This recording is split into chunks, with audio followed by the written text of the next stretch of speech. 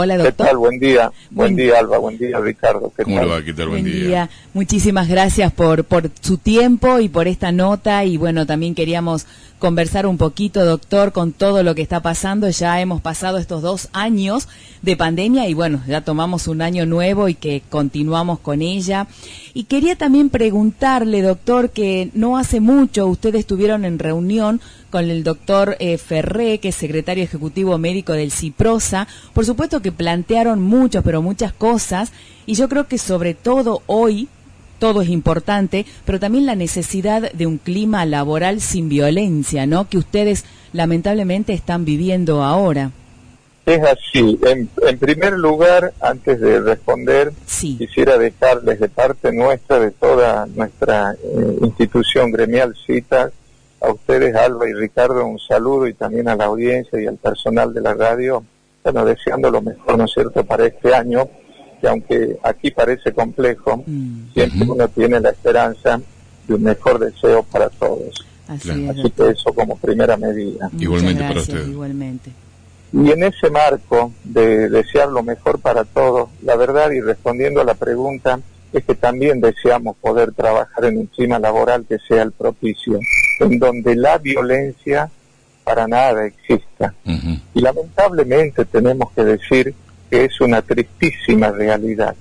Si bien son muchos los sectores que la padecen, pero podemos decir que atender personas, atender vidas humanas, en muchas condiciones que no son de lo mejor en este tiempo, y además tener que soportar un clima belicoso, podríamos decir, Sí. para nada resulta adecuado y para nada va en bien de la atención del paciente que consulta por esa cuestión.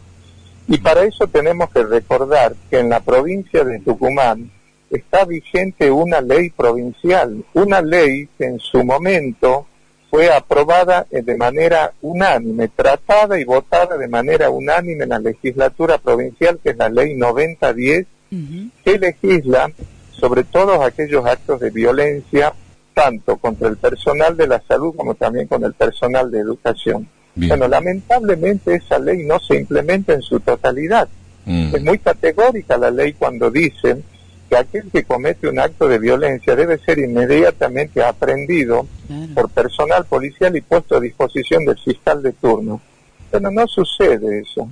Entonces, ¿qué hace el violento? Se envalentona.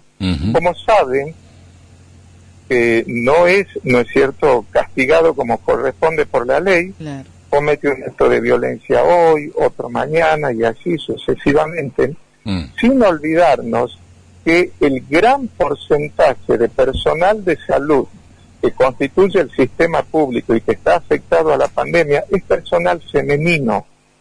Entonces el violento, cuando ve a alguien de esas características, parece que se envalentona más, y así hemos podido observar, escuchar y apreciar expresiones muy lamentables, incluso ocurridas en otras provincias del país, como fue por ejemplo lo de Mendoza, y que tan es así que nuestra Federación Sindical de Profesionales de la Salud, FESPROSA, a la cual estamos adheridos, también se pronunció en ese sentido.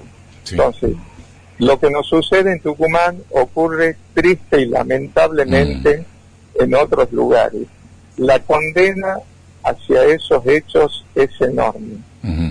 Seguir trabajando en esas condiciones no es lo adecuado, y se lo hemos hecho saber a quienes actualmente el que encabeza el CIPROSA, que es el doctor Miguel Ferré, solicitándole puntualmente arbitren desde el CIPROSA todos los mecanismos necesarios para que la ley que acabo de mencionar se implemente en su totalidad y el clima laboral pueda ser el adecuado. Seguro. Doctor Nasif, siguiendo con el tema también debemos recordar que en un principio eran los aplausos, ¿sí? Y ahora de los aplausos pasemos a los silbidos, violencia, etcétera, etcétera, que ya lo vemos casi todos los días. Pero hay un marco en el cual también debemos entrar en este tema, o ponerlo en el tapete en todo caso. Es el hecho de que hoy por hoy las personas que van a los nodos la mayoría, no todos, pero la gran mayoría que van por primera vez son aquellos que nunca se quisieron vacunar, aquellos que niegan la existencia de la enfermedad, aquellos que son antivacunas, aquellos que por obligación, por el famoso pase sanitario o por un montón de otras cuestiones que lo dejan o se sienten excluidos, con esa bronca van y se vacunan. A veces quizás no lo dejaron pasar al banco porque tenían que cobrar algo o tenían que hacer un trabajo o lo que fuera, no tan solo el banco, en distintas reparticiones, y de repente se encontraron con eso e iban a los centros vacunatorios y le reprochaban todo eso. Para colmo, decían que ellos eran obligados. Creo que por ahí pasa también la parte de la bronca que tienen esta gente que nunca quisieron apoyar esta situación. A ver, cada uno puede elegir lo que quiera, no vacunarse, en fin. Pero yo creo que la bronca no tiene que tener con ustedes. Creo que pasa por otro lado, pasa por otro lado totalmente diferente. Es cierto, todas estas palabras son ciertas, Ricardo. Parecería ser, y en función de estos sucesos de violencia, el sector de la salud es la caja de resonancia de toda la bronca y el enojo social que hay. Y tenemos que decir categóricamente que es el equivocado el que toma esa actitud. El sector de la salud no es culpable de esta situación. El sector de la salud es el que los 365 o 366 días del año trabaja sin cesar. Porque un hospital público no se cierra nunca. Un servicio de emergencia o de urgencia o las distintas unidades de terapias intensivas e intermedias funcionan las 24 horas del día, todos los días del año. Pero funcionan para dar respuestas a las necesidades sanitarias de la población. Entonces, muy equivocado y errado está aquel que cree que ese es el ámbito o el lugar para descargar su enojo o su bronca. Miren,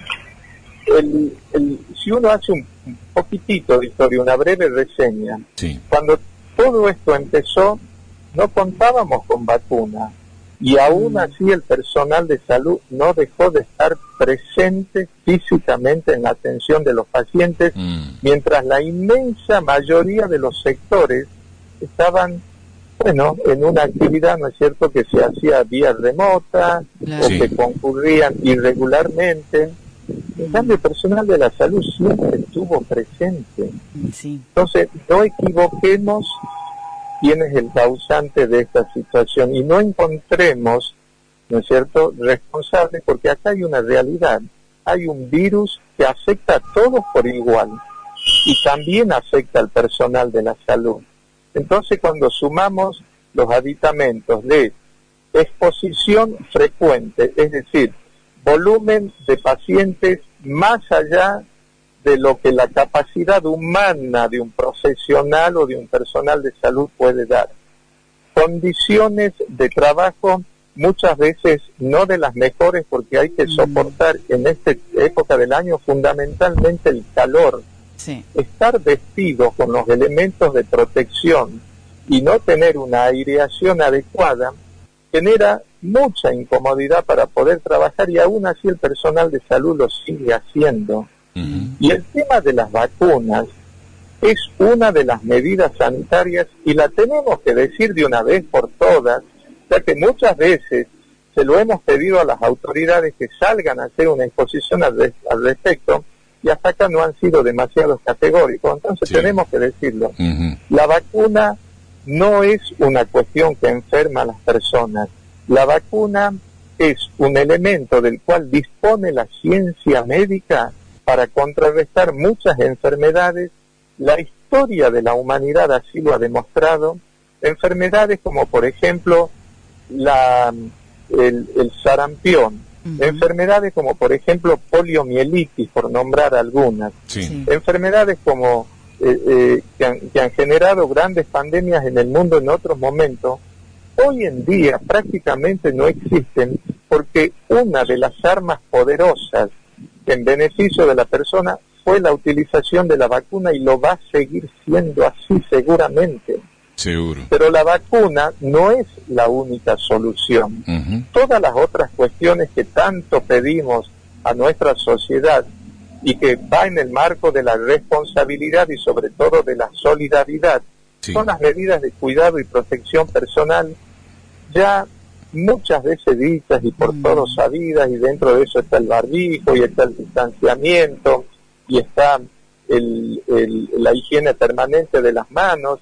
El barbijo ha demostrado ser un elemento verdaderamente eficaz en la prevención de enfermedades, pero el barbijo bien usado, no es que como vemos a diario que se ponen o en el cuello, o que algunos inclusive cuando uno va caminando por la calle, observa, lo usan de brazalete, lo tienen en el brazo. O debajo de la nariz, doctor. Exactamente. Entonces, esas son las responsabilidades y las muestras de solidaridad que le estamos pidiendo a nuestra población que la haga, porque vamos a salir de la pandemia no por arte de magia, sino que vamos a salir también por actitudes solidarias que provienen desde cada persona y llevando a cabo estas medidas que estamos diciendo, en donde la vacuna ocupa un lugar trascendente y todas las demás medidas, como digo, también lo son. Entonces, la sociedad debe entender, la violencia no lleva a ningún buen camino ni a ningún buen puerto. Deben entender que quienes constituimos el equipo de salud trabajamos a destajo, que no hay descanso, que nuestras vacaciones son limitadísimas, que nuestros salarios cada vez se acercan más a la línea de pobreza, y uno dice, qué vergüenza esto. Están enfrentándose una población necesitada económicamente con personal de salud que está casi en la línea de pobreza. No puede ser eso, no debe ser así. Entonces, lo entendamos de una vez por todas, aunemos esfuerzo, pongamos la mejor voluntad posible, y que será la manera de superar esta instancia tan dramática que estamos viviendo ahora, con nuevamente el incremento significativo de casos, ¿no es cierto?, que hay en toda la provincia y que sucede no solo en todo el país, sino en todo el mundo. Estamos viendo el incremento enorme de personas contagiadas en función a las nuevas variantes y a las variantes que vendrán, de esto que parece no acabarse nunca. Sí, justamente eso le iba a preguntar, doctor, más allá, como bueno, usted justo lo comentaba, yo por ahí digo que es la vacuna, esa luz verde, ¿no?, de esperanza, pero que lamentablemente todavía no está, no es que uno se vacuna y ya queda inmune, pero ayuda a poder continuar, ¿no? Y de hecho, si uno es contagiado, quizás a no ser tan complicado, ¿no?, como sucedió, bueno, al comienzo de la pandemia, que todavía no estaban las vacunas. Pero también, y también está bueno hablar... Es un aspecto importante a resaltar, Alba, y disculpe que interrumpa. Por favor, doctor. La vacuna, es cierto, no evita en el 100% de las situaciones que una persona pueda enfermarse o contraer el virus. Lo que sí evita en un altísimo porcentaje es la forma grave de la enfermedad que puede llegar a desarrollar el virus en una persona. Y lo que es peor aún, ¿no es cierto?, llevar al desenlace fatal. Claro. Y las evidencias lo demuestran. Si bien es cierto que Tucumán y Argentina crecen dramáticamente en el número de infectados, ayer más de 130.000 en todo el país, el número de personas fallecidas no tiene un valor tan significativo como lo era, por ejemplo, el año pasado o antes de la aparición de la vacuna, en donde el número de muertos realmente alcanzó valores que eran dramáticos. Bueno, esa es una evidencia contundente de que la vacuna no enferma a las personas, de que la vacuna produce desarrollo de inmunidad y anticuerpos que lo defienden contra el virus. Tal cual. Sí, por eso es bueno recalcar esto, y obviamente, como digo, en palabra autorizada, como es usted, un referente de la salud, porque a eso vamos, y hace rato usted también decía, o sea, hemos pasado 2 años y vamos con este año que al parecer en un momento, porque ahí también voy a esto, a las noticias erróneas, a las noticias falsas. Por eso digo, ir a la fuente, ir a ustedes, a los profesionales, porque se dice, bueno, después de estas variante Omicron se termina. Y no se sabe, están apareciendo cepas nuevas, variantes nuevas.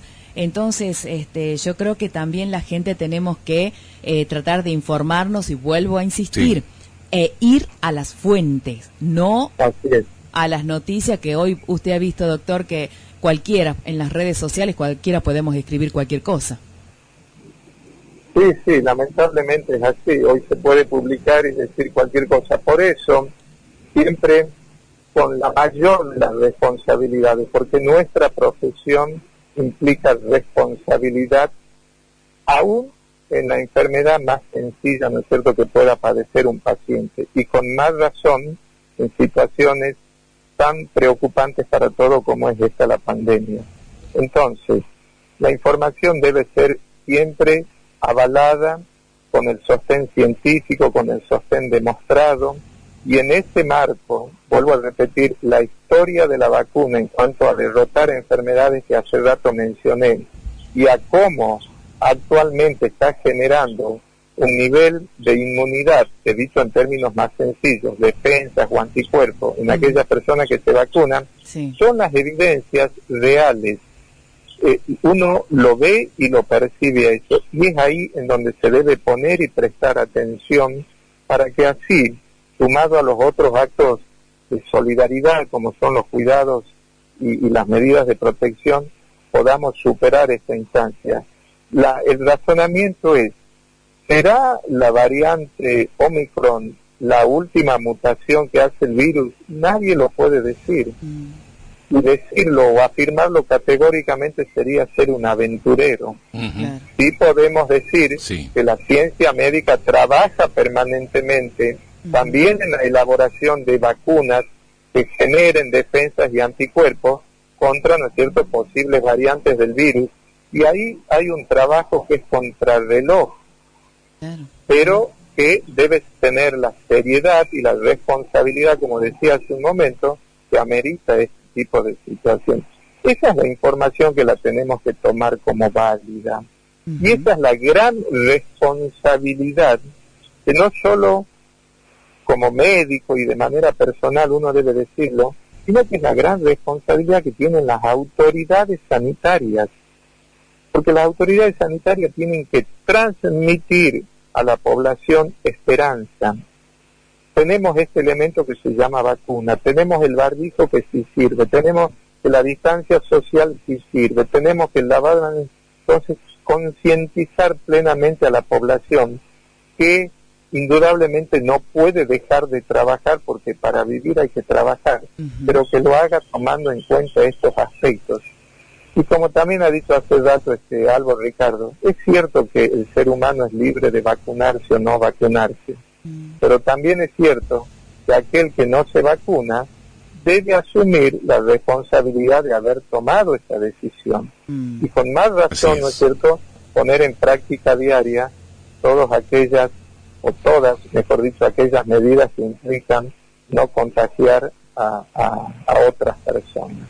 Totalmente. Además es lo que se hablaba y lo que ustedes están explicando siempre, el tema no más allá, es libre, o sea, no nos están obligando a vacunar, pero también es usar la razón, también la responsabilidad, porque quizás yo soy asintomática y tengo que tener la responsabilidad de que no contagio a una persona. Lamentablemente esto se contagia muchísimo. Quizás yo no lo sienta y pase y lo paso, pero a eso voy. Y digo, ya pasamos 2 años de todo esto y vamos con este año transitando, y digo todavía de que las personas no tomen esa conciencia, porque eso lo estamos viendo a diario y ustedes también lo deben ver, doctor, inclusive en la calle. Yo creo que desde las vacunas muchas personas se relajaron, que mal hecho está, creo yo, porque todavía continuamos con esta pandemia y ojalá tomemos conciencia de una buena vez. Siguiendo este análisis que está haciendo Alba, es cierto estas variantes nuevas que están apareciendo se caracterizan por su gran capacidad de contagio. Claro. El año pasado, por ejemplo, cuando hablábamos de recomendaciones en cuanto a las interrelaciones personales, decíamos que las conversaciones, además de tener la distancia correspondiente no menor a 2 metros, no se prolonguen por un espacio mayor de 15 minutos. Bueno, tenemos que decir que ahora esa cuestión se ha modificado. No solo, ¿no es cierto?, hay que reducir al mínimo las conversaciones o diálogos interpersonales directos, sino decir que estas nuevas variantes, por su gran contagiosidad, pueden contagiar en segundos de contactos personales, ya no en ese tiempo de 15.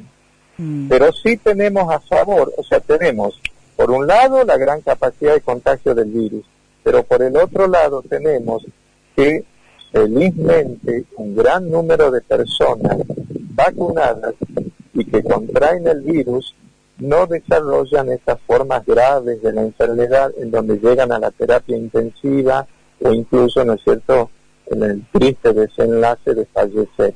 Bueno, esa es la evidencia clara que la vacuna sí cumple un rol significativo. Totalmente. Que no es suficiente porque falta lo demás, pero que vamos transitando un camino en donde cuanto más personas estén vacunadas, cuanto más se tome conciencia del rol bueno que tiene la vacuna, seguramente vamos a poder vivir en algún tiempo más cercano a una forma de vida en donde esta pandemia pueda ser manejada de un modo que no perjudique tanto a la población. Así es. Y sobre todo, y esta es una expresión muy sentida para nosotros como personal de salud, y sobre todo, ¿no es cierto?, que no impacte tanto en el personal de salud. Hoy tenemos los grandes hospitales provinciales, los centros de atención primarias de la salud, los distintos nodos o lugares de atención que se instalan en plazas públicas de una manera que es de lo más precaria, porque se está bajo una sombra, vestido con todo el ropaje y la máscara de protección y todos los elementos de protección, y sintiendo un calor enorme en cada accionar con las personas que consultan. El impacto, por eso decía, en el personal de salud es enorme. Y una persona cansada no puede trabajar como corresponde. Una persona cansada queda expuesta a algún tipo de error. Y el error no es un error cualquiera, no es porque escribí mal el número, en lugar de 1 puse el 2. Es un error con una vida humana. Entonces, entiendan este pedido que hacemos como trabajadores de la salud. A la comunidad y a los funcionarios les pedimos que nos ayuden con medidas verdaderamente eficaces. Tenemos una seguramente muy larga lista de necesidades para decir. La necesidad del descanso es uno, la necesidad, ¿no es cierto?, de tener salarios, retribuciones económicas que sean acorde a la actividad. Hoy ingresar al sistema de salud pública implica tener un sueldo de pobre. Hoy se ingresa, el nivel más alto de personal de salud ingresa al sistema sanitario teniendo un sueldo de 80.000 pesos. Y la canasta básica está en 74, 75.000 pesos. O sea, estamos a pasos de ser pobres. Ni qué hablar de una enfermera que tiene un sueldo inicial que no llega ni siquiera a 60.000 pesos. Entonces, ese personal, además, merece ser maltratado, ese personal merece además ser pegado, cacheteado, insultado. Bueno, no lo merece. No, para nada. Nadie. La verdad que es muy triste lo que pasa y ojalá pronto esto se revierta, pero urgente. Doctor, muchísimas gracias por su tiempo, muchas gracias por esta nota, tantas cosas para hablar, pero bueno, solo agradecerles y ojalá que pronto se revierta todo esto y se solucionen, ¿no? Para todos ustedes. Bueno, muchas gracias por esos buenos deseos. A los dos, muchas gracias. Sinceramente es lo que también anhelamos. Y bueno, esperemos que este año 2022 sea un año de reencauce en muchas de las cuestiones. Sin duda que los problemas en nuestro sector, tenemos una lista larga para mencionar, pero agradecemos de todo corazón este tiempo que nos dan para poder decirlo y expresarlo, y reiterarle a la comunidad que solo no podemos, que nos tienen que ayudar, y a los funcionarios públicos que tienen que aprender a escucharnos y a entender los planteos que hacemos. Lamentablemente, en este tiempo, muchos profesionales han abandonado el sistema de salud, y uno ve con tanto dolor que se van cansados, se van agobiados, se van porque ya no dan más, y el personal que queda cada vez es menor. Entonces, en la reunión puntual a la que hacíamos referencia en el inicio con el doctor Ferrer, también le hemos planteado, es responsabilidad del Estado hacer una propuesta atractiva para que nuestros profesionales no sigan yéndose del sistema de salud. Seguro que sí. Se van porque renuncian, cansados, o se van, ¿no es cierto?, a otros estamentos de la administración pública, en donde con menos trabajo el salario es enormemente superior a lo que gana un personal de salud en el sistema público. Así es. Bueno, pero también, doctor, tendrá que ser uno de los grandes temas a debatir en esta próxima paritaria. Claro. Sí, también, doctor, y con esto cierro de mi parte, también hay que tener en cuenta de que este personal que está cansado desde hace 2 años viene trabajando con un sueldo paupérrimo, también debería ser bueno que el gobierno le pagase como tiene que pagarse, pero también tiene que alentar con ese dinero, con ese pago, con ese tributo del trabajo que hace a otros nuevos médicos, enfermeros, auxiliar de la salud, en fin, a todos aquellos que quieren trabajar, pero al mismo tiempo tiene que tener el incentivo, porque, bueno, sin incentivo también muchas cosas no se pueden hacer, ¿no? Tal cual. Y un mejor ejemplo de eso que está diciendo Ricardo es el sistema de la residencia, que lo venimos diciendo ya en varias entrevistas. Sí.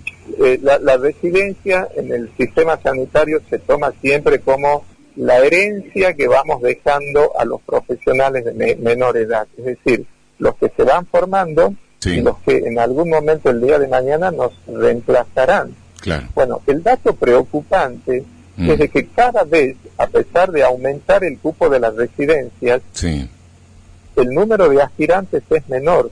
Y un ejemplo vale más que muchas palabras. En el año que recientemente terminó la residencia de pediatría de Tucumán para un cupo de entre 18 y 20 aspirantes, ¿sabe cuántos ingresaron? ¿Cuántos? 5. 5. Nada más que 5.